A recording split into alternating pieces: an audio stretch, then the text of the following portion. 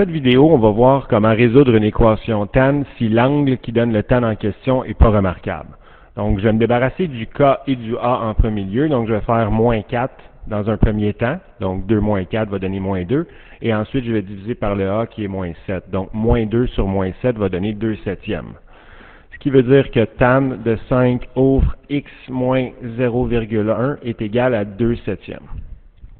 Et là, si je vais faire un tour dans le cercle trigonométrique, et je sais que le tan va toujours correspondre au sin sur le cos, donc au y sur le x, ben en aucun temps, je vais faire la division du y de par le x pour que ça me donne 2 septièmes, même en faisant le tour complet ici du cercle trigonométrique.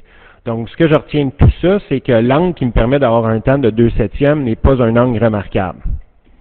Ça veut dire qu'à ce moment-là, je n'aurai pas le choix d'utiliser la calculatrice, et je vais faire tan moins 1 de 2 septièmes pour obtenir mon angle. Et une fois qu'on fera le tan moins 1, ça va me donner un angle d'environ 0,28 radians.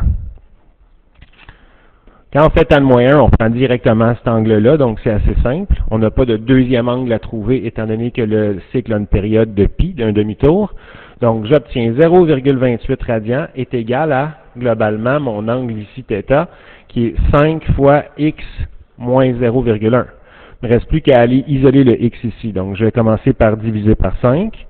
Ça me donnera 0,056 est égal à x moins 0,1.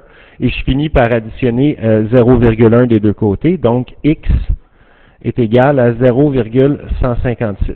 Mais ça, c'est uniquement le x sur mon cycle principal. Donc, ce qui me reste à faire ici, c'est d'aller calculer la période pour généraliser ma réponse.